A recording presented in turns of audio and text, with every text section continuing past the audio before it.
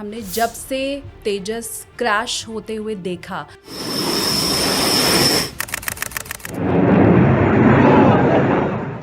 वो समय है और आज का समय है, लगातार एक फॉल्स नैरेटिव क्रिएट किए जाने की कोशिश की जा रही है कि ये तेजस की ही कमी थी। तेजस में कोई तकनीकी खामी है और ये हमने न सिर्फ पाकिस्तान, अमेरिका, चाइना, हर तरफ से होते हुए देखा है। उनके अपने जहाज गिरे तो ठीक है, लेकिन भारत का अगर एक गिर जाए, वो भी 12,000 घंटे के बाद, तो वो गलत है। हम बहुत सेफ है, ये एक बहुत सेफ जहाज है और मैं आपको लिख के देने को तैयार हूं कि ये बैकबोन बनेगा इंडियन एयरफोर्स का, जैसे कि MiG-21 बना था। वो तेजस था, इसलिए न सिर्फ छोटे मुल्क, न सिर्फ दुश्मन देश, बल्कि बाकी लोग भी इसमें शामिल हो गए। जेलसी तो होती है ना मैम, सब चाहते हैं कि हमारे जहाज बिचे, क्योंकि डिफेंस एक्सपोर्ट्स एक बहुत भारी माध्यम बन गया है पैसा कमाने का। क्या अमेरिका को ये लग रहा है कि हमारा तेजस अगर ख्याति प्राप्त कर लेगा तो अमेरिका डाउन हो जाएगा? इतनी घबराहट है अमेरिका के मन में? तेजस का जो इंजन है वो तो अमेरिका में ही बन रहा है। अगर अमेरिका तेजस को ही डाउन करने की कोशिश कर रहा है इस क्रैश के बाद, तो क्या इसमें उसकी भी कहीं ना कहीं बेइज्जती नहीं है क्या? वो दिन भी क्या नजदीक है जब तेजस का इंजन अमेरिका नहीं भारत बनाएगा। चाइना का JH-7 अमेरिका के ब्लू एंजल्स और थंडरबर्ड्स डेमोन्स्ट्रेशन दुर्घटनाओं में उन्होंने अपने पायलट्स तक खोए हैं। ये वो देश हैं सर, चाइना और अमेरिका, जो ये कहते हैं कि हम तो सर्वशक्तिशाली हैं। दुनिया का कितना भी बड़ा देश हो, कितना भी शक्तिशाली देश हो और उसके पास कितना भी अच्छा फाइटर जेट हो, वो क्रैश प्रूफ होता है क्या? उनके अपने वेपन सिस्टम्स, अरे जो स्टेल्थ रेडार्स हैं चाइना के, वो फेल हो गए HQ-9 के अंदर। इसको पिकअप करने में हमें अपने देशवासियों को बताना है कि इनकी बातों में नहीं आना है। वो चाहते हैं कि हमारे पायलट्स का विश्वास इस जहाज से उठ जाए। जो पाकिस्तान की तरफ से फैलाया गया झूठ है, वो उसमें कामयाब तो नहीं हो रहे। लड़ाई तो जीत नहीं सकते, युद्ध तो जीत नहीं सकते, तो नैरेटिव बिल्डिंग में तो जीत जाए। मैं एक चीज पाकिस्तान को कहूंगा कि नैरेटिव बनाने में वो भारत से बेटर है। तो ये शरीफ नाम शरीफ है, काम सारे आतंकियों वाले हैं। ये जो पाकिस्तान टांग अड़ाता है, उसका कोई इलाज है? हम कितने भी आतंकी मार लें, आतंकी फिर आ जाएंगे। हमें पाकिस्तानी जनरल्स को मारना पड़ेगा। जब तक हम पाकिस्तानी जनरल्स को नहीं मारेंगे, मुनीर को नहीं मारेंगे, आसिम मलिक को नहीं मारेंगे, मिर्जा को नहीं मारेंगे, हमें अब डिस्क्रिमिनेट नहीं करना आतंकियों में और आतंकियों के आकाओं में। आपके मुंह में घी शक्कर। ये काम बहुत जल्दी हो जाए, हर भारतवासी भी ये जरूर चाहता होगा। हेलो एवरीवन, अपनी कुर्सी की पेटी बांध लीजिए क्योंकि आप देखना शुरू कर चुके हैं टेक ऑफ विद SKT यानी कि मैं शालिनी कपूर तिवारी। 21 नवंबर 2025, वो दिन जब दुबई में आयोजित एयर शो में भारतीय एयरक्राफ्ट तेजस के क्रैश होने की खबर आई और इस खबर के ठीक बाद एक खेल शुरू हो गया, भारत को कमजोर करने का, भारत के डिफेंस सिस्टम को डिफेम करने का, आपके भरोसे, आपके विश्वास को डगमगाने का। और इसमें सिर्फ भारत के पड़ोसी और दुश्मन देश चाइना और पाकिस्तानी शामिल नहीं थे, सबसे बड़ी अर्थव्यवस्था, सुपर पावर कहने वाला अमेरिका भी उसमें शामिल था। इसके बाद हमें यह लगा कि आप तक तेजस की वो तस्वीर पहुंचाने की जरूरत है जिसे छुपाया जा रहा है। आप तक तेजस की वो शक्ति पहुंचाने की जरूरत है जिसे डिफेम किया जा रहा है। अब जाहिर सी बात है कि एक फाइटर पायलट ही आपको इसकी असलियत बता सकता है, सच्चाई बता सकता है, तेजस के तेज को बता सकता है। और इसीलिए आज पॉडकास्ट में हमने इनवाइट किया इंडियन आर्मी के एक्स फाइटर पायलट अशमिंदर सिंह बहल सर को। उन्होंने इस पॉडकास्ट में जो बताया है वो सुनकर आपका सीना गर्व से चौड़ा हो जाएगा। इसलिए रिक्वेस्ट मेरी है कि अपने दोस्तों के साथ, रिश्तेदारों के साथ इस पॉडकास्ट को आप जरूर शेयर कीजिएगा। आप ये समझ पाएंगे कि पूरी दुनिया में कैसे खेल चल रहा है। अपने डिफेंस सिस्टम को ज्यादा मजबूत बताकर अपनी चीजें बेचने का और अमेरिका इसमें भारत को एक बड़ा कॉम्पिटिटर मान रहा है, क्योंकि भारत अब आत्मनिर्भर बन रहा है डिफेंस के क्षेत्र में। सर ने हमें ये बताया कि कैसे उसी को खतरा जान करके अमेरिका भी अब भारत को डिफेम करने की कोशिश कर रहा है। उन्होंने ये बताया है कि 2029-30 तक कैसे भारत की ताकत और बढ़ने वाली है। उन्होंने ये बताया है कि इस इंसिडेंट के बाद भी कैसे तेजस के तेज में कोई कमी नहीं आने वाली है।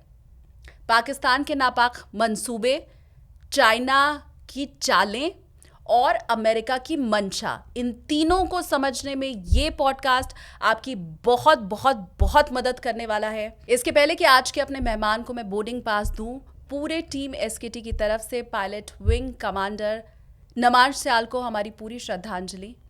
और आज का ये पूरा पॉडकास्ट उन्हीं के नाम है, उनके जज्बे को सलाम करते हुए हम ये पूरा पॉडकास्ट उन्हें याद करते हुए कर रहे हैं। इसलिए ज़रूर इस पॉडकास्ट को आप भी अपने दोस्तों तक शेयर कीजिए। और अब मैं आज के पॉडकास्ट का बोर्डिंग पास दे रही हूँ अश्मिंदर सिंह बहल सर को।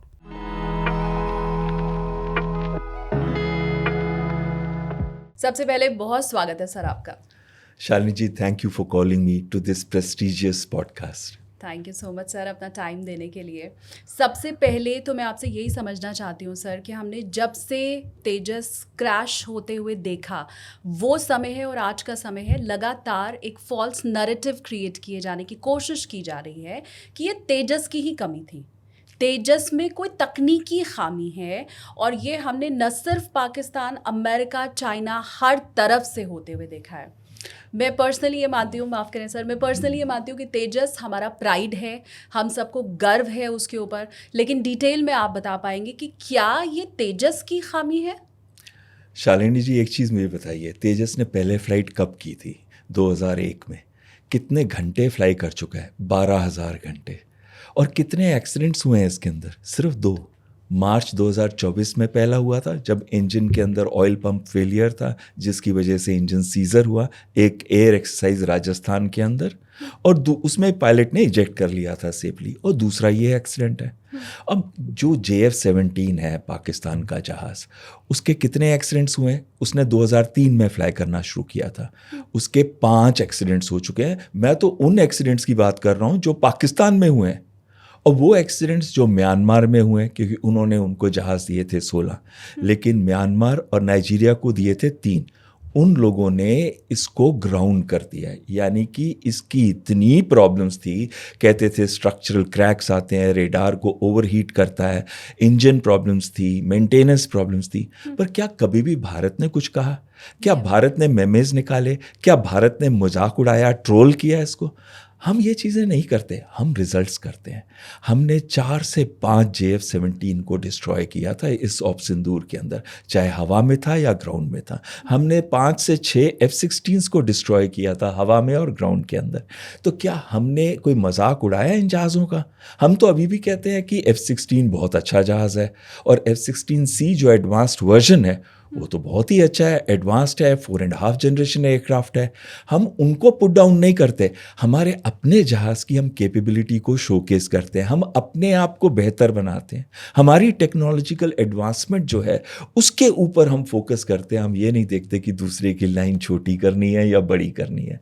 आपको मैं एक छोटी सी चीज़ बताऊँ शालिनी जी, F-16C जो उनका मोस्ट एडवांस्ड वर्जन है F-16 का, 28 अगस्त को उसका एक्सीडेंट हुआ था एक एयर शो के अंदर, जहाँ मेजर मासिएज करके हैं, पोलिश एयरफोर्स के हैं, वो प्रैक्टिस कर रहे थे एक barrel roll manoeuvre air display के लिए, और इस जगह पे आके रिकवर नहीं कर पाए और जहाज़ क्रैश कर गया। तो क्या इसका मतलब है कि उनका पायलट अच्छा नहीं था? या क्या इसका ये मतलब है कि F-16 जहाज़ पे हम प्रश्न उठा सकते हैं? नहीं उठा सकते, प्रूवन एयरक्राफ्ट है। उसी तरीके से हमारा जो जहाज़ है वो भी प्रूवन है। अगर जिस जहाज़ ने 12,000 घंटे फ्लाई किए हों, 2016 से 45 स्क्वाड्रन में फ्लाई कर रहा हो, 2018-20 से 18 स्क्वाड्रन, मेरा अपना है, मैं उसका CEO रह चुका हूँ, फ्लाइंग बुलेट्स, उस स्क्वाड्रन में उसने फ्लाई किया हो, हज़ारों घंटे इसके ऊपर हो चुके हैं। तो क्या ये जहाज़ में कोई कमी है? कोई नहीं है। मैं खुद फाइटर पायलट रहा हूँ, मैंने मल्टीपल जहाज़ को उड़ाया है, यहाँ तक कि मैं इतना लकी था एयरफोर्स में कि मैंने फाइटर्स भी उड़ाए हैं, ट्रांसपोर्टर एयरक्राफ्ट भी उड़ाए हैं, और अटैक हेलीकॉप्टर्स भी उड़ाए हैं। क्योंकि जो भारत का टैगडी है, वो एक टॉप गन स्कूल की तरह, आपने अगर टॉम क्रूज की पिक्चर देखी है तो उसमें मैं यंगेस्ट इंस्ट्रक्टर था। तो उन्होंने मुझे हर चीज़ से लर्न करवाया, यानी कि अटैक हेलीकॉप्टर्स की भी टैक्टिक्स मैंने बनाई। तो मैं आपको गर्व के साथ कह सकता हूँ कि ये जो जहाज़ है ना 4.5 जनरेशन जो भारत ने बनाया बहुत ही अच्छा बना है। हाँ, डेवलपमेंट में थोड़ी देरी हो रही है, इंजन्स हमको दे नहीं रहा हो। कई बार तो मुझे लगता है शालिनी जी अमेरिका शायद जान के ना कर रहा हो, उनको ये डर ना हो कि उनका जो F-35 है वो ना बिके। हाँ। क्योंकि लोग, वो हर देश चाहता है कि वो अपने जहाज़ को बेचे। चीन चाहता है उसका J-35 को बेचे, पाकिस्तान चाहता है उसके JF-17 को बेचे, चाहे जैसे भी जहाज़ है, पर बेचना तो चाहते हैं। अभी उन्होंने अजरबैजान के साथ 40 जहाज़ की डील भी की है, JF-17 की। तो अजरबैजान के पास चॉइस नहीं, ये बड़ा सस्ता सा जहाज़ है, $25 मिलियन के अंदर आप एक JF-17 ब्लॉक 3 को खरीद सकते हैं। तो लोग ये देखते हैं कॉस्ट फैक्टर, वो ये नहीं देखते कि कितनी मेंटेनेंस प्रॉब्लम होगी, इसको मैं मेंटेन करूंगा तो कैसे करूंगा, इसमें क्रैश होंगे, इसका जो रेडार्स हैं अगर वो काम ना करे लड़ते समय पे तो कितनी मुश्किल होगी।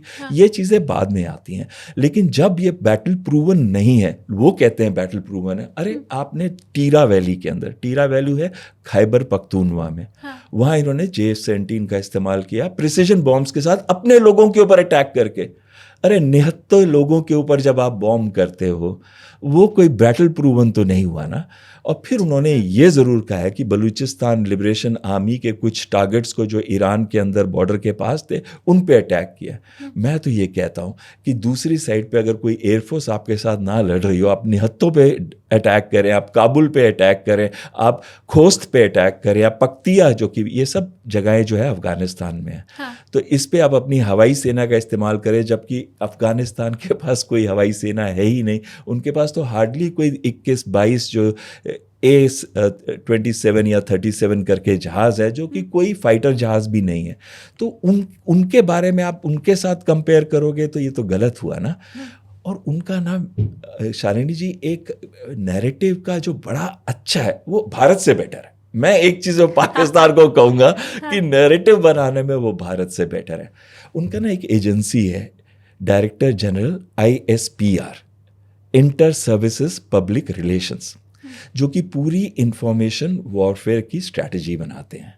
इसके जनरल पता है कौन है? लेफ्टिनेंट जनरल शरीफ चौधरी। तो ये शरीफ, नाम शरीफ है, काम सारे आतंकियों वाले हैं। आपको सिंपल एग्जाम्पल दूं मैं इसका। इनके पिताजी जो थे ना, वो न्यूक्लियर साइंटिस्ट थे, बट बहुत ही क्लोज थे ओसामा बिन लादेन के, जो कि अलकायदा का सबसे बड़ा टेररिस्ट लीडर था। तो आप ये मुझे बताइए, जिसके पिताजी आतंकी हों या आतंकियों के साथ संबंध हो, तो उनका लड़का क्या करेगा? वही काम करेगा ना, वही हरकतें करेगा। लड़ाई तो भारत से जीत नहीं सकते ये, तो क्या करेंगे? नैरेटिव बिल्डिंग में एक्सपर्ट हैं। तो ये लोग फॉलो करते हैं प्रिंसिपल्स इंफॉर्मेशन वॉरफेयर की। वो क्या प्रिंसिपल्स हैं? उसमें सबसे पहला प्रिंसिपल आता है साइकोलॉजिकल ऑपरेशंस का, यानी कि दूसरे को डिमोरलाइज कर दो बिना लड़े हुए। जो सुनजू है ना, एक चाइनीज फिलोसफर हैं, उन्होंने कहा था to win 100 out of 100 battles is not the acme of skill, but to subdue the enemy without fighting is the acme of skill. और वहाँ तो सुनजू को पढ़ाया जाता है पाकिस्तान के अंदर। तो वो क्या कोशिश कर रहे हैं ये दिखाने की कि भारत का जो तेजस जहाज़ है, LCA है, वो ख़राब है। हाँ। उसके इन्होंने मेमेज बनाए, मजाक उड़ाया। यहाँ तक का इनके जर्नलिस्ट ने क्या बोला था कि हम शहीद होने से बच गए, ये बोला। उन्होंने भारतीय वायुसेना का चीफ लिया, उसको डॉक्टर किया उनकी स्पीच को, और उसकी स्पीच से उनके जैसी आवाज़ में ये प्रश्न उठा रहे हैं LCA के ऊपर, उसको समोसा कह रहे हैं। तो ये जो चीज़ें हैं जो पाकिस्तान के जर्नलिस्ट करते हैं, हमको पता है, एक खान करके हैं, किरण खान, जिन्होंने ये किया है। तो हमें सब पता है, हमें पता है, हमें अपने देशवासियों को बताना है कि इनकी बातों में नहीं आना है। और ये क्यों कर रहे हैं? ये जो साइकोलॉजिकल ऑपरेशंस हैं, इनको क्यों कर रहे हैं? वो चाहते हैं कि हमारे पायलट्स का विश्वास इस जहाज़ से उठ जाए। वो चाहते हैं कि देशवासियों का विश्वास इतनी अच्छी टेक्नोलॉजिकल इनोवेशन कैपेबिलिटी से उठ जाए। ये जो जहाज है LCA तेजस, हाँ। ये वो मनूवर कर रहा था जिसे कहते हैं नेगेटिव G मनूवर।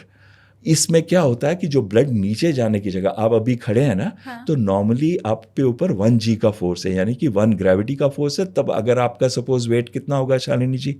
55 kgs। हाँ। वैसे पूछना नहीं चाहिए लेडीज से लेकिन Okay. ठीक है, हाँ। 55 kg है। हाँ। लेकिन जब हम नॉर्मल टर्न करते हैं ना, खींचते हैं जहाज को, तो उसके अंदर जो रेट जनरेट करते हैं वो 4G हो सकता है, 5G हो सकता है, 6G हो सकता है।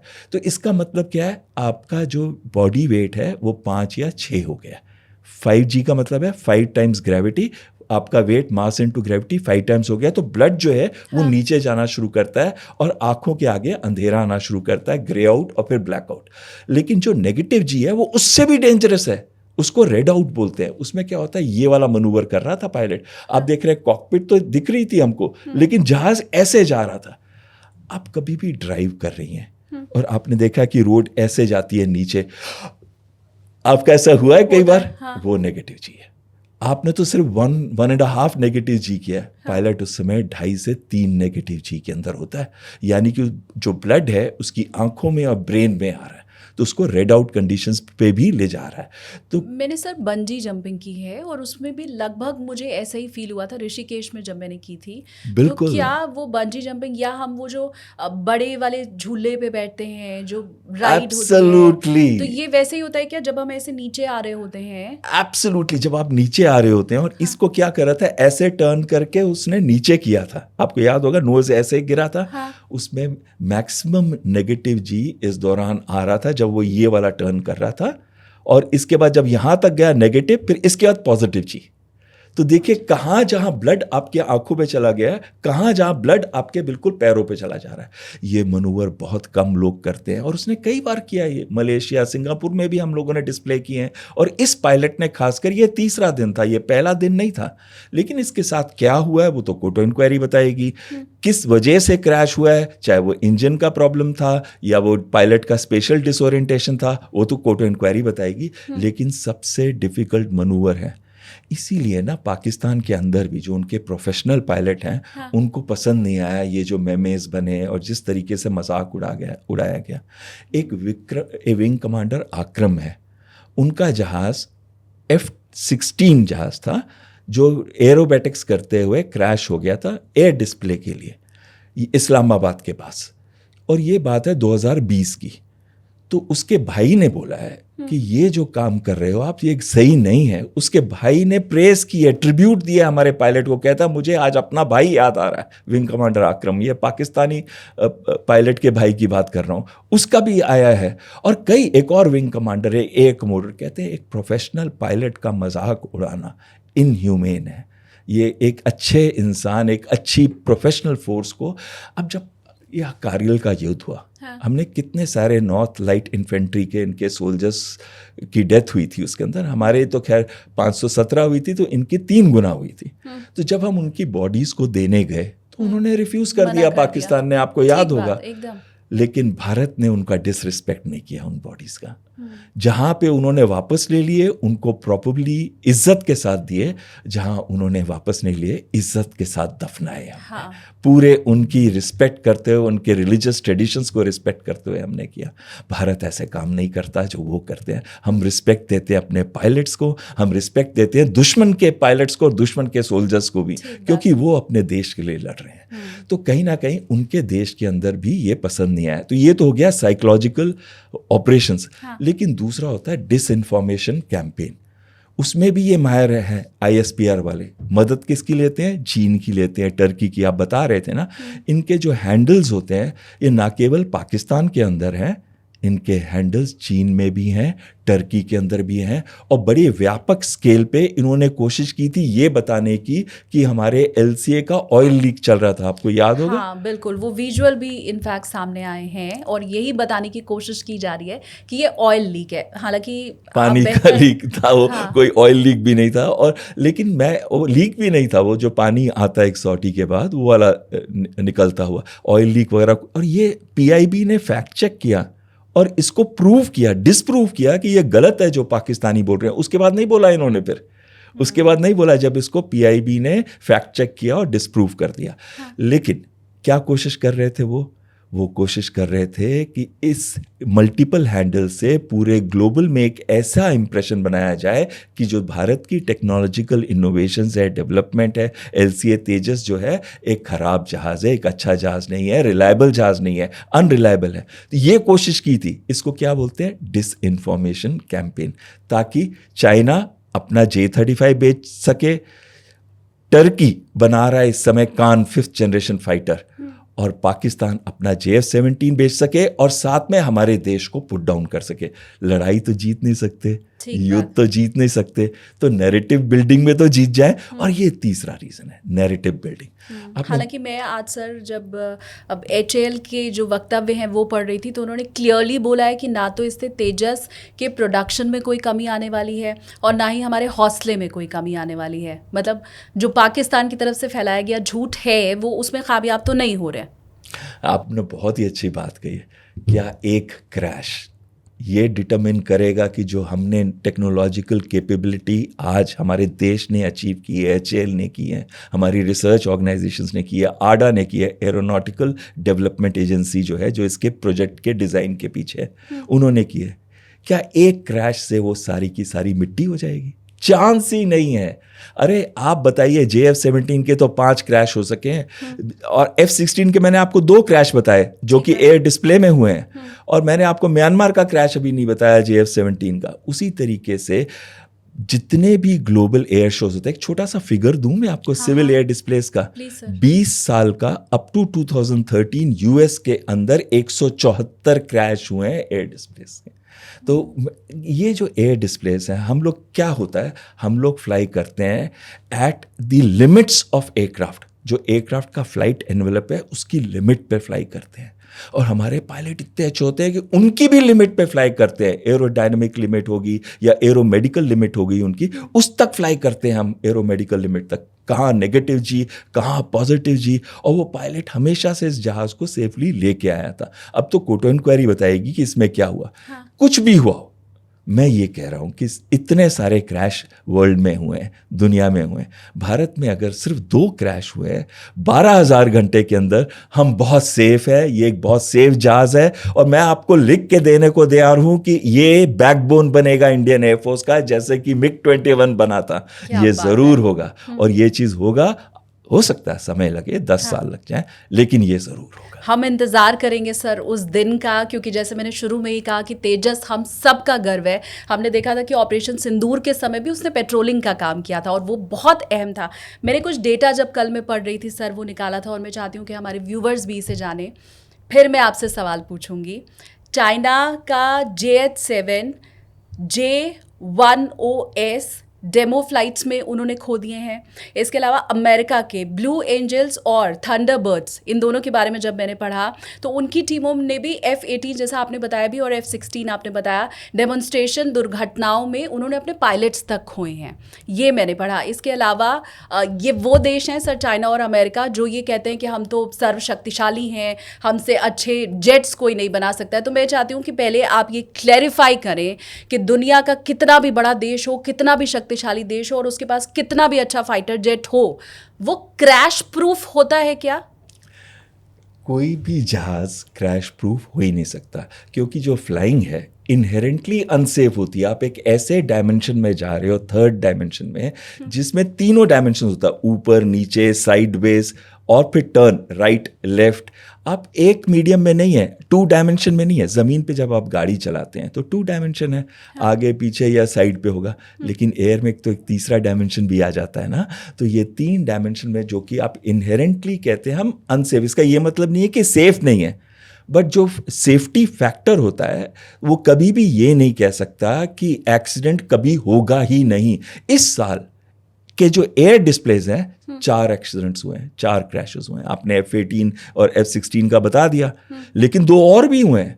और इस वजह से, और मैंने आपको फिगर्स दिए कि 174, तो 20 साल का टोटल सिविल एयर जो डिस्प्लेस था, अगर हम स्पैन देखें, पीरियड देखें अमेरिका के अंदर, तो उधर हुए हैं, UK में भी हुए हैं, चीन में भी हुए। मुझे एक चीज़ आप बताइए शालिनी जी, अगर JF-17 इतना अच्छा जहाज़ है कि वो बेच रहे हैं अपने मित्र देशों को, तो चीन ने अपने एयरफोर्स में क्यों नहीं रखा JF-17 को?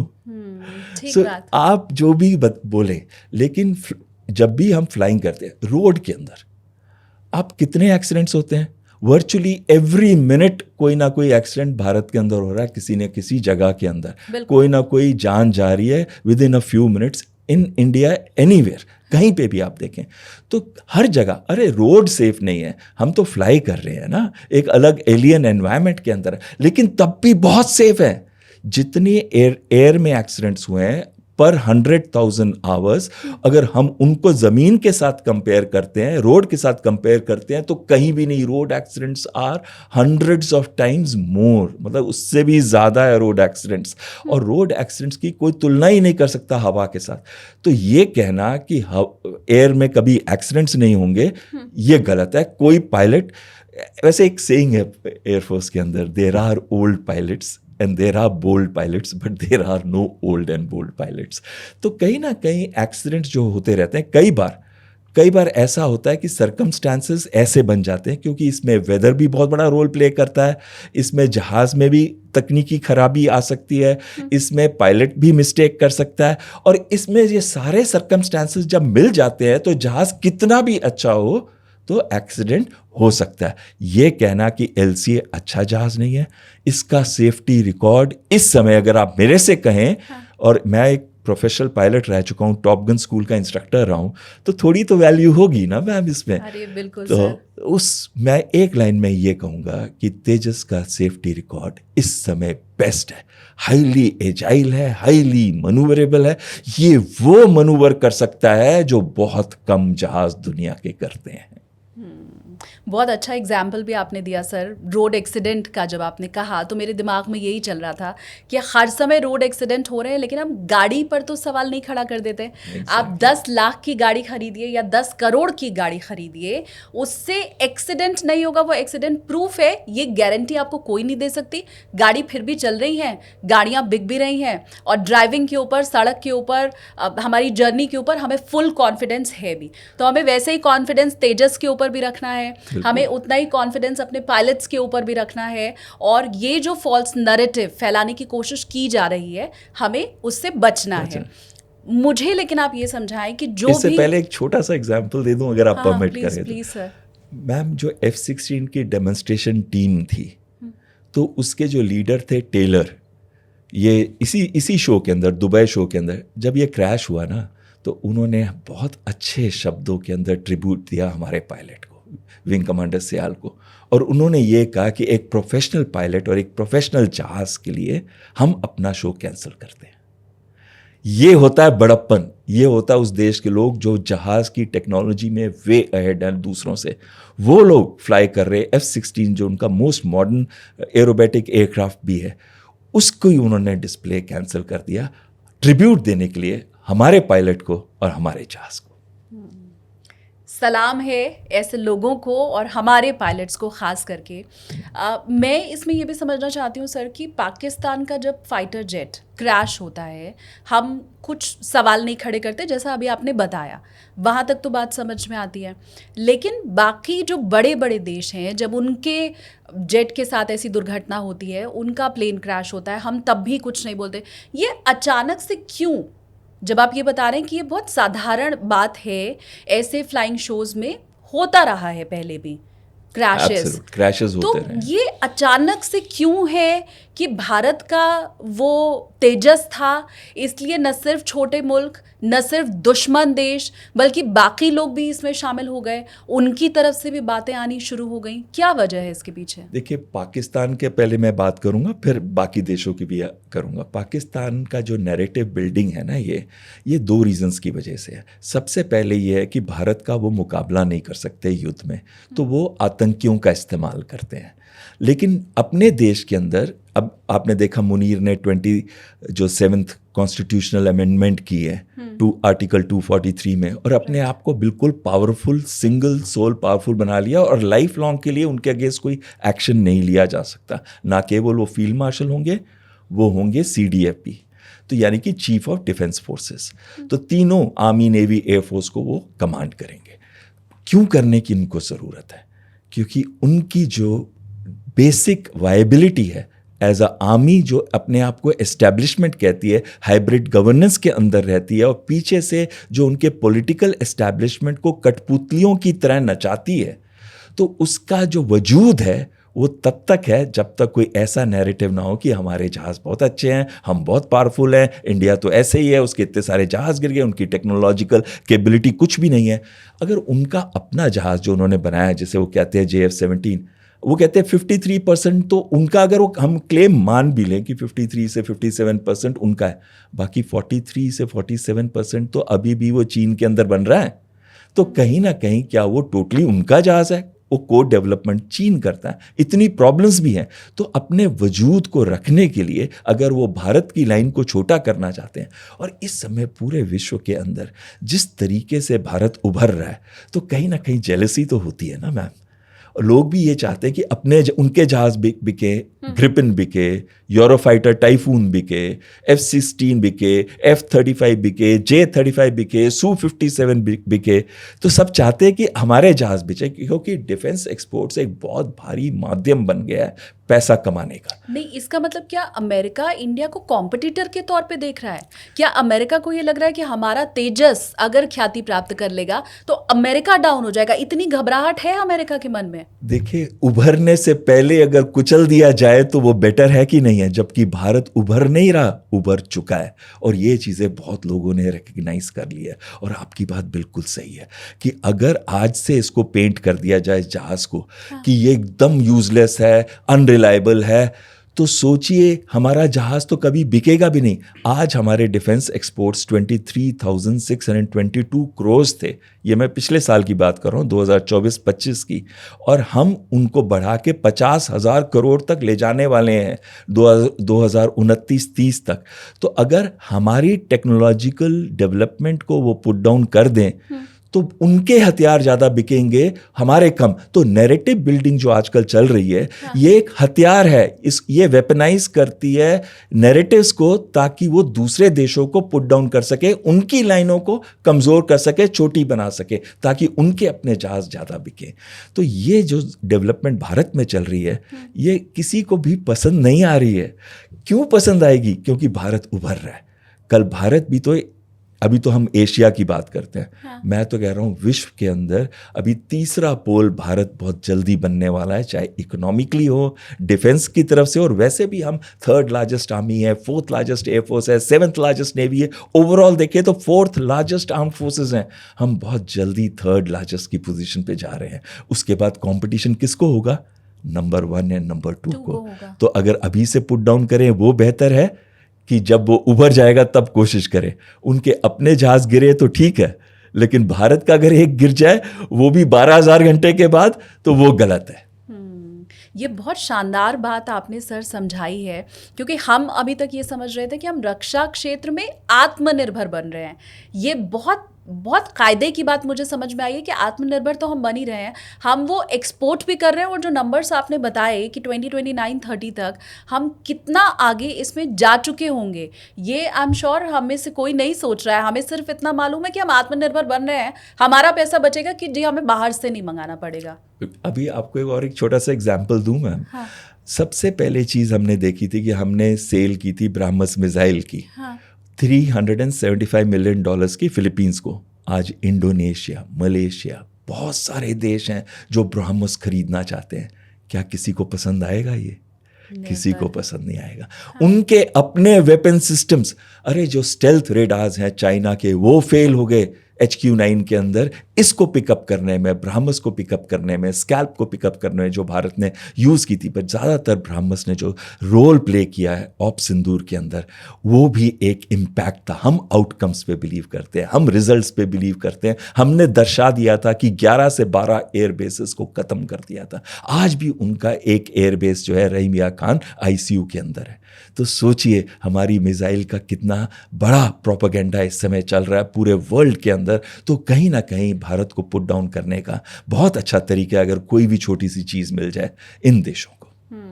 मुझे ये भी आप समझाइए सर, क्योंकि जब मैं पढ़ रही थी तो मैंने देखा कि तेजस का जो इंजन है वो तो अमेरिका में ही बन रहा है। exactly. ऐसे ही है। तो अगर अब अगर अमेरिका तेजस को ही डाउन करने की कोशिश कर रहा है इस क्रैश के बाद, तो क्या इसमें उसकी भी कहीं ना कहीं बेइज्जती नहीं है क्या? देखिए बहुत ही अच्छा प्रश्न पूछा है। जो इंजन हम यूज़ कर रहे हैं इसमें G404 IN20, ये इंजन हम यूज़ कर रहे हैं। 91 से 97 किलो न्यूटन्स तक इसकी थ्रस्ट है, जो बहुत है एक सिंगल इंजन जहाज़ के लिए। एक 13.5 टन के लिए बहुत अच्छी है और बहुत अच्छा देता भी है परफॉर्मेंस। मैं ये कहूँगा कि अमेरिका हमारा जहाज़ पुट डाउन कर नहीं रहा है, लेकिन वो खुश होगा कि अगर हमारे जहाज़ की जगह उसके जहाज़ बिके। तो कहीं ना कहीं वो ये नहीं चाहेगा कि G404 इंजन जो है उसके बारे में प्रश्न उठाए जाएं। वो ये चाहेगा कि भारत के LCA के बारे में या फिर भारत के पायलट्स के बारे में प्रश्न उठें, ना कि उनके इंजन के बारे में। और वैसे भी G404 का आपने देखा, उन्होंने हमको 83 इंजन देने थे और अब हमने एक और डील साइन किया 97 की। अभी तक कितने आए हैं शालिनी जी? सिर्फ 4। सही बात है। तो वो हमारे प्रोजेक्ट को कहीं ना कहीं मुझे लगता है डिले कर रहे हैं, ताकि हमारा LCA का प्रोजेक्ट उस रेट के साथ ग्रो ना कर सके। और जब तक LCA एक्चुअली ग्रो करे तब तक और 5th and 6th जनरेशन जहाज आगे आ जाए। ये 4.5 जनरेशन, ये 4.5 जनरेशन है। क्या वो दिन भी आप देख रहे हैं सर जब हम तेजस का इंजन भी भारत में बनाना शुरू करेंगे? क्योंकि तेजस के बाकी जितने पार्ट हैं, जितना मैंने पढ़ा इस इंसिडेंट के बाद, वो तो हम खुद भारत में ही बना रहे हैं। अलग अलग शहर हमारे हैं जहाँ पर बाकायदा इसका प्रोडक्शन चल रहा है। वो दिन भी क्या नज़दीक है जब तेजस का इंजन अमेरिका नहीं भारत बनाएगा? देखिए, आपके मुंह में घी शक्कर पहले तो, क्योंकि मुझे अपने देश के ऊपर बहुत गर्व है, मुझे अपने देश की रिसर्च एजेंसीज पे बहुत प्राइड है। और मैं जानता हूँ कि अभी हमने क्या किया, बहुत कोशिश की थी हमने कावेरी, तो अभी तक कावेरी बना क्यों नहीं? इसके भी कई रीजंस होते हैं। इंजन बनाना कोई बच्चों का खेल नहीं है। इंजन सबसे ज़्यादा कॉम्प्लिकेटेड होता है। क्यों कॉम्प्लिकेटेड होता है? इसमें 0 स्पीड से जब जहाज़ टेक ऑफ के लिए जाता है और सुपरसोनिक स्पीड तक कोई भी एंगल, आप सोचिए जब वो एरोबैटिक्स कर रहा है, किसी भी एंगल में जाता है तो एयर फ्लो कहाँ से आ रही है, कैसे एयर इनटेक पे जा रही है, किस एंगल से वो जो कंप्रेसर ब्लेड्स पे हिट कर रही है, और टेम्परेचर्स आपके -20 -30 से लेके टेम्परेचर हो सकता है कि 4000, या कुछ जहाज़ों के तो 4000 डिग्रीज तक भी हैं, लेकिन नॉर्मली इस जहाज़ का 2000 डिग्री सेंटीग्रेड तक टेम्परेचर जाता है। मैं इतने हाई, और सी द वेरिएशन। तो इसमें जो ब्लेड्स भी हैं, जिस तरह का डिज़ाइन है, जिस तरीके से हवा को लेके उसको कंप्रेस करके उसको बर्न करना है इंजन के अंदर, तो इसके लिए जो टेक्नोलॉजी की ज़रूरत है, पहले हमें कोड डेवलप करना पड़ेगा। और वो चीज़ हमने रियलाइज़ कर लिया। हमने साफरान के साथ डील की है ताकि 120 से 130 किलो न्यूटन्स का हम इंजन उनके साथ मिलके बना रहे हैं। अगले 10 साल के अंदर आप देखिएगा, ज़्यादातर एयरक्राफ्ट, एमका हो गया या दूसरे जहाज़ हो गए हमारे, उसके इंजन भारत के इंजन होंगे। और हम तब कह सकेंगे कि ट्रूली आज हम आत्मनिर्भर हो गए। मैंने तेजस के तुरंत बाद जब खबरें देखनी और पढ़नी शुरू की थी तेजस क्रैश के बाद, तो ट्रस्ट मी सर, कुछ देर के लिए मेरा विश्वास भी हिल गया था। मुझे ये महसूस होने लगा था कि तेजस के न सिर्फ प्रोडक्शन बल्कि हमारा जितना भी एक्सपोर्ट है उन सब के ऊपर असर पड़ेगा। मैं समझना चाहती हूँ सर, मेरे जैसे बाकी व्यूवर्स भी अगर ये सोच रहे हैं, तो क्या हम अपने मन से 1% भी वो जो डर था वो निकाल दें? क्या कुछ नहीं बदला है इसके बाद? में ये समझना चाहती हूँ। किस डर की बात कर रहे हैं आप? फाइटर पायलट से बात कर रहे हैं। अगर आज, अरे आप मानेंगे नहीं, 18 स्क्वाड्रन का भी होने वाला है एनिवर्सरी 50 साल की ना, तो उन्होंने मुझे इनवाइट किया है। तो फ्लाइंग बुलेट्स जो LCA उड़ाता है, तो मेरी एक ही रिक्वेस्ट थी उनसे, किसी तरीके से मुझे LCA पे उड़वा देना। तो वो कह रहे सर आप तो रिटायर भी हो गए, आप तो वेटरन बन गए, आपको कैसे हम उड़ा सकते हैं। लेकिन देखिए, इतना फेथ है मुझे इस जहाज के ऊपर। मैं उस स्क्वाड्रन से हूँ जिस स्क्वाड्रन से निर्मलजीत सिंह सेखों था फ्लाइंग ऑफिसर, जिसको परमवीर चक्र मिला था। आप देखिए मेरे पे कितना प्रेशर था जब मैं CO था। तब MiG-27 जहाज होता था, उसके बाद हम LCA पे चले गए। लेकिन कितना प्रेशर था एक CO के अंदर कि देखो मुझे वो वाले स्टैंडर्ड्स को मैच करना जो परमवीर चक्र वाला स्टैंडर्ड्स है। लेकिन आपने जो एक बड़ा अच्छा प्रश्न बोला है, ये जो नैरेटिव बिल्डिंग चल रही है, डिसइंफॉर्मेशन कैंपेन चल रही है, साई ऑपरेशंस चल रहे हैं, रेडिकलाइजेशन चल रहा है, इससे क्या हमारे मन में डाउट आएगा? आया है, बहुत सारे लोगों के मन में आया है, मेरे मन में कोई नहीं आया है। मेरे को बहुत क्लियर है कि यह जहाज हमारा बैकबोन बनेगा, मिग 21 की तरह रहेगा 2045 तक, यही रहेगा LCA Mark 1A। और इसमें 40 इंप्रूवमेंट भी है। ये तो LCA Mark 1 था, जो LCA Mark 1A है उसमें 40 इंप्रूवमेंट्स हैं। उसमें active electronically scanned array radar है जो कि बड़ी लंबी दूरी का है और स्टेल्थ जहाज़ों को पिकअप कर सकता है। उसके अंदर इलेक्ट्रॉनिक वॉरफेयर स्वीट्स हैं, नेटवर्क सेंट्रिसिटी की कोशिश की जा रही है उसके अंदर इंटीग्रेट किया जाए, उसको और भी ज़्यादा छोटा RCS यानी कि रेडार क्रॉस सेक्शन कम करके उसको लो ऑब्जर्वेबल बनाया जाए, जैसे कि अभी हमारे रफाल हैं उससे भी बेहतर। उसके अंदर 0.1 to 0.3 स्क्वायर मीटर्स का रेडार क्रॉस सेक्शन होगा, यानी कि इतनी आसानी से वो दुश्मन के रेडार्स पे पकड़ा भी नहीं जाएगा। मुझे तो पूरा विश्वास है और मैं अपने देशवासियों को कहता हूं, बहुत अच्छा जहाज है, हाईली एजाइल है, हाईली मैन्यूवरेबल है, और साथ में जो हम उस पर 40 मॉडिफिकेशन कर रहे हैं उससे तो ये जहाज एकदम अल्टीमेट 4.5 जनरेशन बनेगा। मैं विश करता हूं कि मेरे को मौका मिले कि मैं ये जहाज को फ्लाई कर सकूं। क्या बात है। जो थोड़ी भी शंका मेरे मन में अब बची रह गई थी वो आपसे बात करने के बाद ट्रस्ट मी सर बिल्कुल ख़त्म हो चुकी है। आई एम श्योर मेरे व्यूवर्स भी ऐसे ही सोच रहे होंगे। आप प्लीज़ कमेंट कीजिए और मुझे बताइए। मैं थोड़ा सा सर जो फाइटर पायलट्स होते हैं अब उनके बारे में आपसे समझना चाहूँगी। पहले तो विंग कमांडर सियाल को पूरी श्रद्धांजलि हमारी तरफ से, उनके परिवार को हिम्मत मिले इस दुख को बर्दाश्त करने की। मैंने कहीं पढ़ा था सर और ये सुना भी है कि फ़ाइटर पायलट जो होते हैं जो इन जेट्स को उड़ाते हैं वो बाईबॉर्न होते हैं। वो जज्बा सिखाया नहीं जा सकता, वो पायलट किसी को रटाया, वो चीज़ें रटाई नहीं जा सकती, वो बाई बर्थ होता है। क्या ये वाकई है? बाई बर्थ का तो मैं क्रेडिट नहीं लूँगा, बट मैं ये ज़रूर कहूँगा, हाँ मेरे पेरेंट्स के जीन्स बड़े अच्छे थे। मेरे पिताजी 1965 और 1971 की लड़ाई लड़ी, आर्मी बैकग्राउंड से हूँ मैं। तो कहीं ना कहीं ये बात आपकी ज़रूर है कि उसमें एक जज्बा चाहिए होता है, एक जज्बा जो बेखौफ होता है, एक जज्बा जो एक्साइट करता है, एक जज्बा कि अगर आपने फ्लाई नहीं किया तो एक ड्रग की तरह होती है फ्लाइंग, कि आपने नहीं किया तो आपको लगता है कुछ मिसिंग है ज़िंदगी के अंदर। मैं क्या नहीं किया आज? फ्लाइंग नहीं की आज, वो भी फाइटर फ्लाइंग नहीं की। तो कहीं ना कहीं आपकी बात में भी सच्चाई है, ऐसा नहीं है कि आप सच नहीं बोल रहे, बिल्कुल सच बोल रहे हैं। लेकिन एक चीज़ मैं आपको विंग कमांडर सियाल के बारे में बोलना चाहता हूँ। इनका कमीशनिंग हुई दिसंबर 2009 के अंदर। इन्होंने मिग 21 फ्लाई किया जो कि एक अच्छा, बहुत ही अच्छा जहाज़ है, लेकिन अच्छा उसको it requires a man to fly that aircraft. और फिर उन्होंने फ्लाई किया सुखोई 30 MKI को, और उसके बाद LCA में आए और वो क्वालिफाइड इंस्ट्रक्टर भी थे और बहुत ही बेहतरीन पायलट।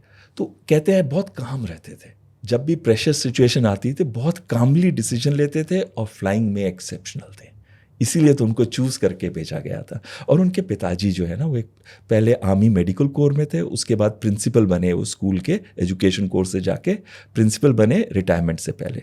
तो उनको जब बोला गया उनके बच्चे के बारे में तो उन्होंने यही कहा था कि मैंने अपना बच्चा नहीं खोया, देश ने एक ब्रेव सपूत को खोया। हमेशा से विंग कमांडर सियाल चाहते थे कि मैं देश के लिए कुछ करूं। मैं एक छोटी सी जगह है कांगड़ा डिस्ट्रिक्ट के अंदर, एक छोटा विलेज से वो बिलोंग करते हैं। आज सारा विलेज उन पे प्राइड रखता है, गर्व रखता है, जैसे कि मैं रख रहा हूँ। और मैं आपकी बात बिल्कुल सहमत हूँ कि एक जज्बा चाहिए अगर आपको फाइटर फ्लाइंग करनी है, और वो जज्बा ये है, what ever may happen I will succeed and come out of it. और वो जज्बा होता है हम लोगों के अंदर, वो शक्ल से दिखता है, वो एक स्माइल जो प्रेशर सिचुएशन के अंदर आती है ना, अच्छा अब मुझे चैलेंज किया जा रहा है, अब बताता हूं मैं, वही चीज़ डिफाइन करती है एक फाइटर पायलट को। Yes, we are all brave fighter pilots, whether we are here in India, whether we are here there in Pakistan और any country in the world. लेकिन एक चीज़ है, ये नहीं है कि बाकी लोगों का कोई भी कम रोल है, चाहे वो ट्रांसपोर्ट पायलट है, वो भी बहुत मुश्किलों के साथ कितने कितने ऑल्टीट्यूड्स पे जाके कहाँ कहाँ लैंड करते हैं, जहाँ पे लैंडिंग के लिए भी पूरी स्ट्रिप नहीं होती, और हमारी आर्मी को और हमारे जो सोल्जर्स वहाँ फाइट कर रहे हैं उनको रीसप्लाई करते हैं, उनको डिप्लॉय करते हैं। उसी तरह हेलीकॉप्टर्स है, अटैक हेलीकॉप्टर्स है, इन सब के अंदर भी एक जज्बा होता है जीतने का, विन करने का, कि whatever may happen we have to win. इन सब में भी वही जज्बा है। हाँ, फाइटर फ्लाइंग में रिएक्शन टाइम थोड़ा कम होता है, स्पीड ज़्यादा होती है, तो माइंड को भी उस तरीके से तेज़ी से चलना होता है। आपकी बातों के ज़रिए मैं उन चीज़ों को महसूस कर पा रही हूँ सर, जो आप कह रहे हैं, क्योंकि हम तो उस कंडीशन में कभी गए नहीं हैं, लेकिन मैं वो महसूस कर पा रही हूँ। मैं एक चीज़ और आपसे समझना चाहती हूँ सर। मैं जानती हूँ मेरा देश इतना बलशाली है कि हम एक नहीं अनेकों तेजस बना सकते हैं। ना हमारे पास पैसे की कमी है, ना टेक्नोलॉजी की कमी है, लेकिन जो मैंने समझा वो ये कि एक फाइटर पायलट को बनने में सालों लगते हैं, बहुत मेहनत, देश ने भी उसके ऊपर बहुत इन्वेस्ट किया होता है, और उस जैसा दूसरा कोई आम हो ये भी ज़रूरी नहीं है। एक तेजस गया, हमारे पास 10 तेजस आ जाएंगे। एक फाइटर पायलट गया, वो नहीं आ पाएगा। मैं ये समझना चाहती हूँ सर कि फाइटर पायलट बनने में कितना समय लगता है, और वो हमारा कितना बड़ा नुकसान है। आपने बहुत ही अच्छा प्रश्न पूछा, और ये चीज़ शायद कई लोगों को मालूम नहीं होगी कि कितने साल लग जाते हैं एक फाइटर पायलट बनने में। सबसे पहले तो हम जाते हैं बेसिक ट्रेनर एयरक्राफ्ट, जो पिस्टन इंजन होता है। मेरे टाइम में HT2 था, अभी पिलाटस है, उस पे ट्रेनिंग लेते हैं। उस पे हम बेसिक फ्लाइंग, एरोबैटिक्स, वो चीज़ें सीखते हैं, कैसे रोल करते हैं, कैसे बैरल रोल, लूप्स कैसे करते हैं, वो सीखते हैं, और कैसे अच्छी तरह लैंड करते हैं सेफली, टेक ऑफ सेफली करते हैं। वो चीज़ें बेसिक इमरजेंसी से अपने आप को तेज बनाते हैं। उसके बाद हम जाते हैं एक एडवांस जेट ट्रेनर में, जो कि हॉक है इस समय। वो होता है ट्रांसोनिक जेट, मतलब कि ना वो स्लो स्पीड का है और ना ही सुपरसोनिक है, वो बीच में है। लेकिन उसके अंदर हम फायरिंग, एयर कॉम्बैट के जो बेसिक तरीके हैं वो सीखते हैं, और अपने आप को माहिर बनाते हैं उन चीज़ों से जो आगे जाके हमें एक सुपरसोनिक फाइटर के अंदर इस्तेमाल करनी पड़ेंगी। और उस तरीके से हम माहिर बने, जैसे firing, air to ground firing में, एयर टू एयर फायरिंग में, एयर कॉम्बैट के अंदर दूसरे जहाज़ों के साथ, तो वो वाली फ्लाइंग हम उधर सीखते हैं। उसके बाद हम जाते हैं फाइटर स्क्वाड्रन के अंदर, और उस फाइटर स्क्वाड्रन के अंदर पहले 1 साल तो हम ट्रेनिंग लेते हैं। हमें एक बच्चे की तरह ट्रीट किया जाता है, और हम उसमें सीखते हैं एक एक चीज़। पहले टेक ऑफ लैंडिंग से शुरू होता है, फिर फॉर्मेशन फ्लाइंग, फिर एरोबैटिक्स, उसके बाद कॉम्बैट, फायरिंग, और इसको करते करते नियरली 1 साल लग जाता है। अगर टोटल देखें तो 2.5 से 3.5 साल लग जाते हैं जब तक एक फाइटर पायलट बनता है, वो भी बेसिक ऑपरेशंस का। अभी वो लीड नहीं कर सकता, फिर आपको लीडर बनाते हैं, 2 aircraft leader, 4 aircraft leader, 6 aircraft, 8 aircraft leader. फिर आपको जो एडवांस्ड टैक्टिक्स हैं जो ग्रुप के अंदर फाइट करने की हैं, वो सिखाई जाती हैं। तो जब तक वो सब कुछ पूरा होता है तो 4 से 5 साल लग जाते हैं। तब जाके कहीं फाइटर पायलट तैयार होता है कि यस, आज मैं ट्रूली तरह रेडी हूं कि मैं किसी को भी नहीं छोड़ूंगा जब मैं हवा में जाऊंगा।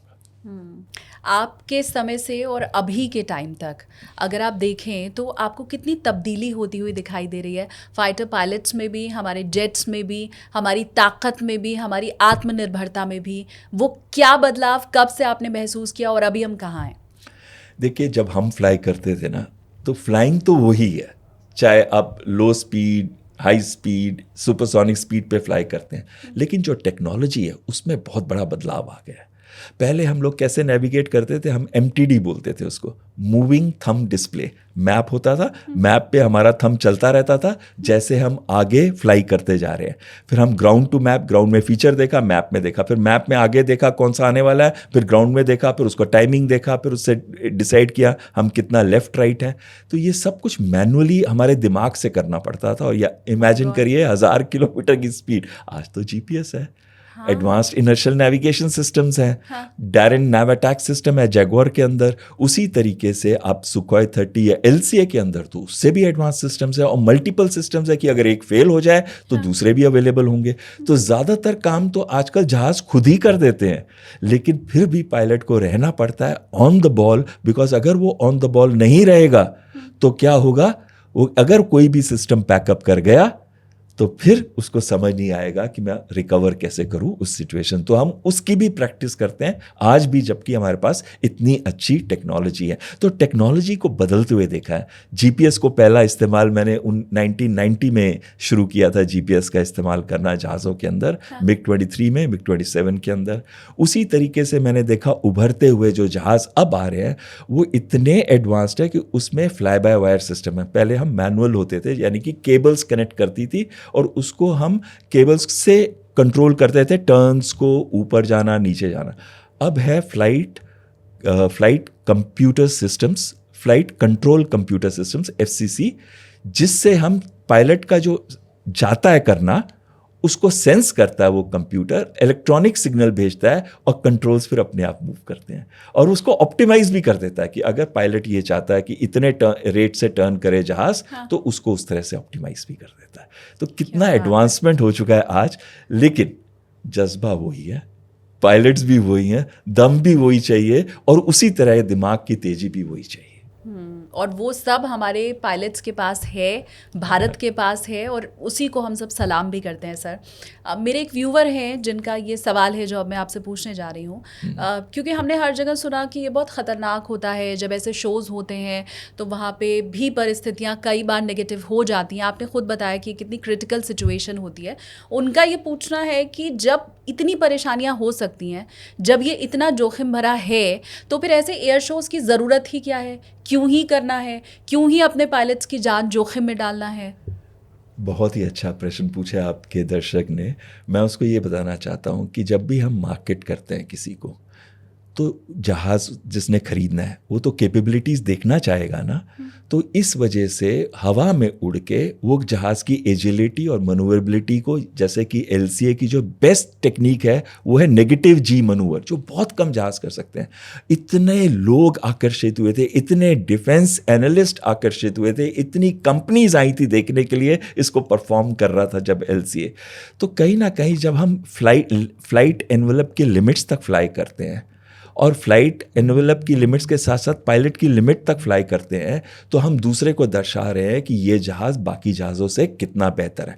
एक तो मार्केटिंग के लिए भी होता है, ज़रूरी है अगर हमें अपने एवेयर को, डिफेंस इक्विपमेंट को बेचना है, लेकिन उससे भी ज़्यादा ज़रूरी है प्राइड जो अपने देश की होती है। जब आप एक फाइटर जहाज़ को ऊपर देखते हैं और वो मनूवर कर रहा है, और जब आप देखते हैं पायलट्स को जो नीचे खड़े होकर देख रहे हैं उस जहाज़ को, कह रहे हैं या दिस इज़ माई एयरक्राफ्ट, मैं फ्लाई करता हूँ इसको, वो जो प्राइड है ना, वो लाने के लिए भी, लोगों में जोश भरने के लिए भी ये ज़रूरी। तभी हम अपने एयर डिस्प्लेस अपनी सिविलियन पॉपुलेशन के ऊपर ही करते हैं। जब वो जहाज़ 26 जनवरी को जाते हैं, सबसे ज़्यादा तालियां होती हैं, परेड के लिए नहीं, लेकिन फाइटर का जो डिस्प्ले होता है उसके लिए मैक्सिमम तालियां होती है, होती कि नहीं? वो जोश भर जाता है पूरे देश के अंदर। तो ये बहुत ज़रूरी है एयर डिस्प्लेस करना, लोगों में जोश भरना, और साथ में अगर आपको मार्केट करना है तो उसके लिए भी ज़रूरी है, और ज़रूरी है पायलट को विश्वास रखना। लेकिन हम लो लेवल पे क्यों करते हैं जो इतना डेंजरस होता है? अगर हम लो लेवल पे नहीं करेंगे तो जो स्पेक्टेटर्स है वो देखेंगे कैसे? तो स्पेक्टेटर इसी वजह से थोड़ा डेंजर बढ़ जाता है। लेकिन जो भी कहो, अभी तक आपने LCA का कोई क्रैश देखा था? एयर डिस्प्लेस बहुत सारे किए हैं, मलेशिया, सिंगापुर, दुबई, ये पहला क्रैश हुआ है ना। हमें डरने की ज़रूरत नहीं है। हम माइंड में रखेंगे कि हो सकता है थोड़ा सा और सेफ्टी फैक्टर आगे से लेके आए। हाँ, इनफैक्ट सर, जब मैं गूगल कर रही थी, मैं चाहती हूँ मेरे व्यूवर्स भी ज़रूर करें, ऑल्दो आपने सारी बातें हमें तेजस की बता दी हैं, लेकिन अगर हम गूगल भी करते हैं, सिंगल इंजन फाइटर जेट में सबसे ज़्यादा बेहतर कौन है, तो उसमें तेजस का नाम सर गूगल दिखा रहा है। तो वो लोग जिन्हें ChatGPT या गूगल पर ज़्यादा भरोसा है, जो AI पर ज़्यादा भरोसा रखते हैं, वो भी ये समझ सकते हैं कि शायद पूरा, मतलब देश ही नहीं, वर्ल्ड भी ये रिकॉग्नाइज कर रहा है, तेजस की ताकत को रिकॉग्नाइज कर रहा है, और जो ऊपर बढ़ रहा होता है उसे ही गिराने की कोशिश होती है शायद। Absolutely. हमारे साथ। अब एक चीज़ ये बताइए, इन्होंने कितने नैरेटिव्स बनाए पाकिस्तान ने, कितना डिसइंफॉर्मेशन कैंपेन किया, कितने साइकोलॉजिकल ऑपरेशंस किया, कितना रेडिकलाइजेशन किया, लेकिन गूगल को नहीं कर पाए हो। गूगल फिर भी कह रहा है तेजस इज द बेस्ट, ईस्ट और वेस्ट। हाँ, तो आप भी अब पूरी तरह से श्योर हो जाइए, और ईस्ट और west, Tejas is the best के ऊपर मैं चाहती हूँ कि आप यहाँ पर एक लाइक ज़रूर करें। मैं इसके साथ ये भी आपसे समझना चाहती हूँ सर कि देश में भी कुछ ऐसे लोग हैं जो अपने ही देश को डिफेम करने की कोशिश में हमेशा लगे रहते हैं। हमने तेजस के केस में भी वो बात देखी है। क्या हम एक लोकतांत्रिक देश हैं इसलिए ये खामियाजा हमें भुगतना पड़ता है? कि हमारे देश के अंदर बैठे कुछ लोग हैं जिन्हें ये सहूलियत मिल गई है लोकतंत्र के नाम पर कि वो कुछ भी बने, वो जयचंद बने, वो कुछ कहें, वो तेजस के लिए कहें, हमारी सेना के ऊपर कहें, ऑपरेशन सिंदूर के ऊपर कहें, और लोकतंत्र के नाम पे हम सब बर्दाश्त करते रहें? आपने जो बोला है, मतलब मेरा दिल कुछ और कहता है, दिमाग कुछ और कहता है। दिल ये कहता है कि नहीं, इनको नहीं करना चाहिए ऐसे, क्योंकि देखिए हमने इतना 13 जहाज़ उनके मारे, डिस्ट्रॉय किए, 11-12 एयरफील्ड्स, 4 से 6 radars, 2 command and control centres, और यहाँ तक कि सरगोदा पे जब हमने बॉम्ब गिराया तो किराना हिल्स भी हिल गया था, जिसके अंदर उनके न्यूक्लियर वेपन्स है, और अमेरिकन जहाज फिर आया था चेक करने कुछ रेडिएशन लीक तो नहीं है। तो कहीं ना कहीं जब हमने इतने बड़े आउटकम्स किए, तो जब भारत के अंदर लोग प्रश्न करते हैं कि कितने जहाज गिरे, अरे अमेरिका की जो अभी लेटेस्ट रिपोर्ट आई है, चाहे अच्छी नहीं है, लेकिन वो एक चीज तो कह रही है ना कि टोटल भारत के जहाज भी गिरे होंगे तो 3 गिरे होंगे, पाकिस्तान के 5 कह रहे थे वो, और साथ में ये भी कह रहे थे कि हो सकता है रफाल शायद एक आधा ही होगा या नहीं भी होगा। इस पे भी उन्होंने एक प्रश्न हटा दिया। तो मैं ये कहता हूं कि आप ऐसी बातें क्यों करते हो? आप देश के सैनिकों का मोराल डाउन करने की कोशिश, हमारा मोराल डाउन नहीं होगा। हम जब दुश्मन को हैंडल कर सकते हैं तो अपने अंदर और अपने दिलों के दुश्मन को भी हैंडल कर सकते हैं। लेकिन ये लोकतंत्र है, हमें उनको राइट देना ही पड़ेगा, और देना पड़ेगा। भाई ये दिमाग काम कर रहा है तो उनको राइट देना पड़ेगा। वो बोल सकते हैं, लेकिन वो बोलने से पहले एक बार जरूर याद रखें कि वो लैंग्वेज को अगर कोई मिस इंटरप्रेट करके पाकिस्तान के अंदर मेमेज बनाता है या ट्रोल करता है भारतीय सेना को, भारतीय वायुसेना को, तो रिस्पॉन्सिबिलिटी आपकी है। मैं किसी भी फौजी से मिलती हूँ सर, वो चाहे सीनियर ऑफिसर हैं या जूनियर लेवल पे हैं, मैं एक चीज़ उनसे ज़रूर पूछती हूँ कि पाकिस्तान का इलाज क्या है। अभी हाल ही में जब दिल्ली ब्लास्ट हुआ तो हमने 2 पॉडकास्ट किया, लेफ्टिनेंट जनरल दुष्यंत सिंह जी का किया, GD बख्शी साहब का किया। मैंने उन दोनों से भी ये सवाल पूछा कि पाकिस्तान का इलाज क्या है। अब लकीली मुझे आज आपके साथ बैठने का मौका जो मिला है, मैं ज़रूर सर आपसे ये समझना चाहती हूँ कि आप चाहे जंग लड़ रहे हों, आतंकी वो भेज रहे हों, आपका फाइटर जेट दुर्घटनाग्रस्त हो जाए, कुछ भी हो जाए, तो उसमें ये जो पाकिस्तान टांग अड़ाता है उसका कोई इलाज है? देखिए, पाकिस्तान की आर्मी कंट्रोल करना चाहती है पाकिस्तान को। 1.5 लाख करोड़ का वो बिजनेस करते हैं, 2 लाख करोड़ की रियल एस्टेट पे बैठे हुए हैं। इनके सारे जनरल के पास बड़े बड़े आलिशान बंगले होते हैं। मेरे पास एक 3.5 बेडरूम फ्लैट है जो अभी लोन दे रहा हूँ 80,000 रुपये नहीं, 90,000 रुपये महीना दे रहा हूँ मैं उसका EMI। ये हालत है भारत के अंदर। हम लोग जो है, हम अपने देश के लिए लड़ते हैं, प्राइड अपने लोगों के लिए लड़ते हैं, हम पैसे कमाने के लिए नहीं लड़ते। पाकिस्तानी जनरल जो है ना, वो एक कमांडर काजिम करके है, ये है तहरीके तालिबान पाकिस्तान का, TTP का। उसने क्या बोला था उनके जनरल्स के बारे में कि अपने सोल्जर्स के पीछे मत छुपो, अगर माँ का दूध पिया है, sorry I am using this language, माँ का दूध पिया है तो आगे आके लड़ो। वो अपने जनरल्स को रिडिक्यूल कर रहे हैं, और वो ये भी कह रहे हैं कि अगर आप मर्द हो तो आके लड़ो, पीछे मत छुपो। पाकिस्तान के जो जनरल्स हैं, आप देखिए, जब वो रिटायर करते हैं तो उनके ज़्यादातर फैमिली पहले ही बाहर चली गई होती है। अब जनरल बेग थे ना, बाजवा, हाँ, उनका $56 मिलियन का बिजनेस है। उनके पता नहीं कितने 20 या 22 या पता नहीं कितने आउटलेट्स हैं पिज्जा के, राइट, US के अंदर। कितना पैसा कमा के गए होंगे यहाँ से। और जब उन्होंने ज्वाइन की थी पाकिस्तान आर्मी, तो एक फूटी कौड़ी उनकी जेब में नहीं थी, बड़ी मुश्किल से उन्होंने भर्ती हुए थे पाकिस्तान आर्मी के अंदर। लेकिन जब वो जनरल बनते हैं तो इतना पैसा कहाँ से आता है?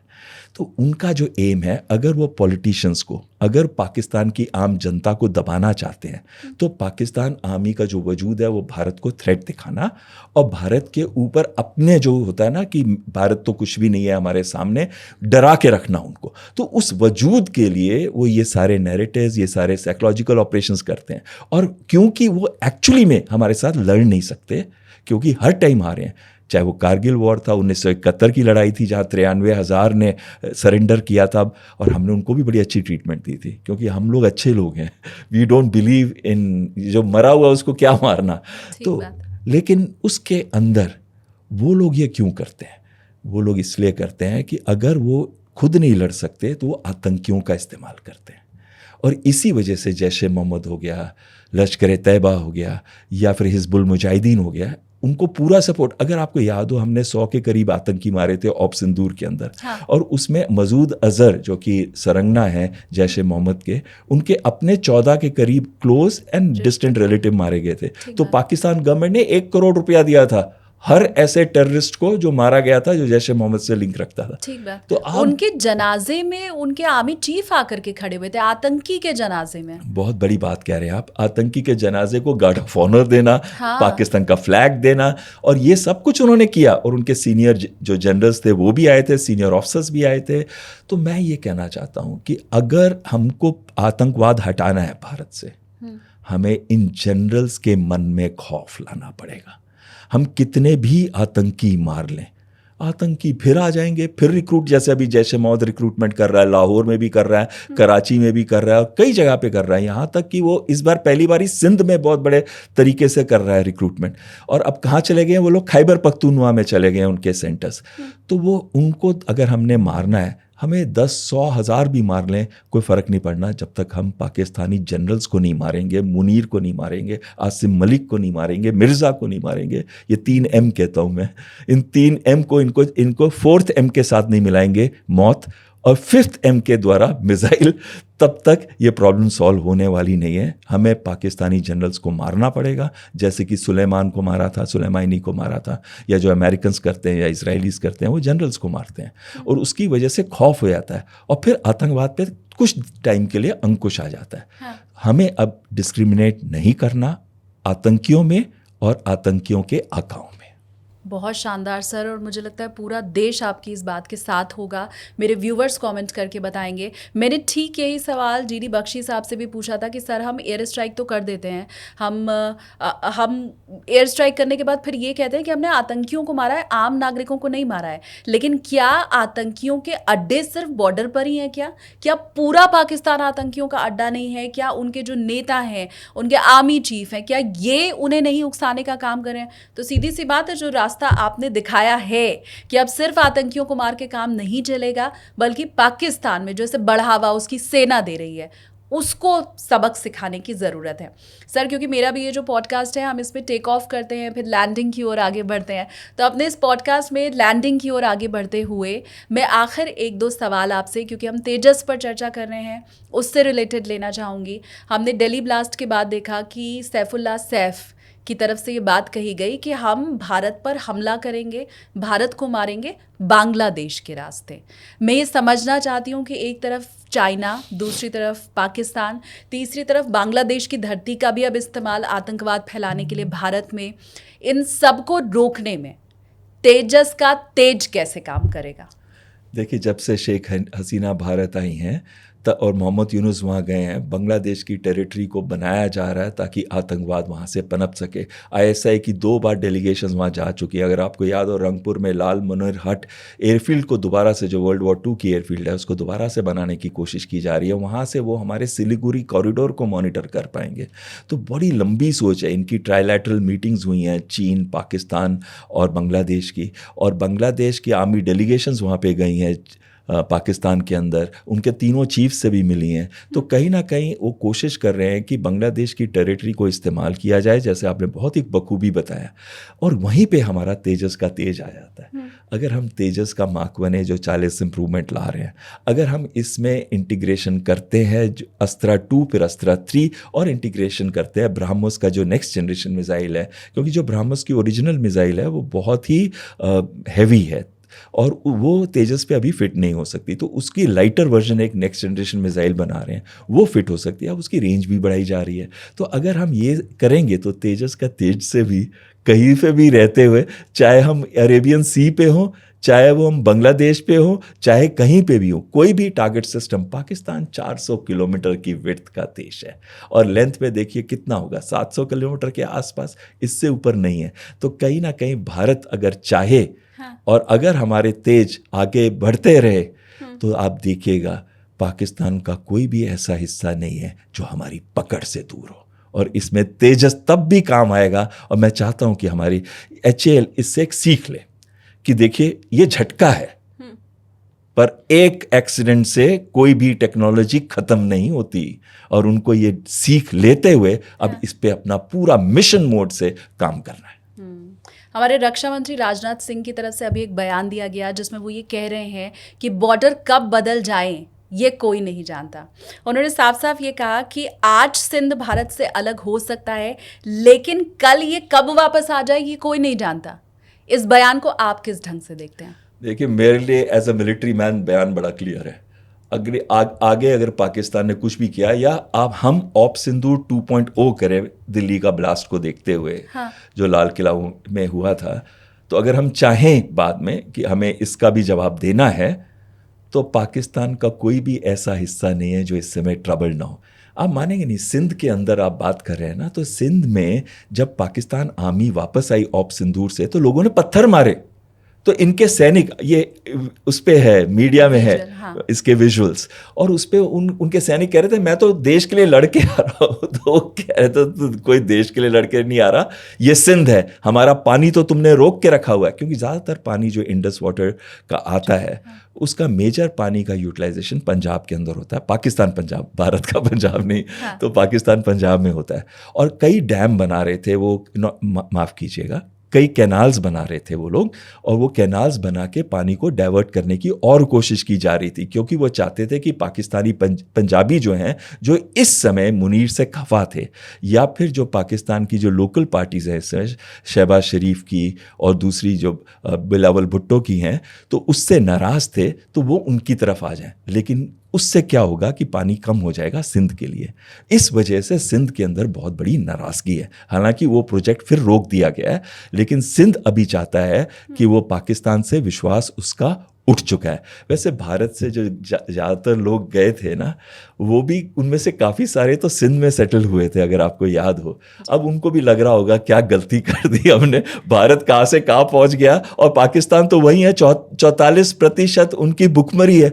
हर दूसरे आदमी के पास 2 टाइम रोटी खाने के लिए पैसा नहीं है, महंगाई आसमान छू रही है वहाँ पे, और लोगों का हाल बुरा है। तो सिंध इस समय सही सिचुएशन, मैं तो ये कहूँगा बलूचिस्तान और खैबर पख्तूनवा ये तो पहले जाएंगे, पर सिंध अब वो दिन दूर नहीं जब सिंध भी कहेगा कि हमारा जो हिस्टोरिकल लिंकेज भारत के साथ है वो हमें मिलाना है। अब इस बार मैं कह रही हूँ सर, आपके मुंह में घी शक्कर। ये काम बहुत जल्दी हो जाए, हर भारतवासी भी ये ज़रूर चाहता होगा। Thank you so much sir, आपने हमें इतना टाइम दिया।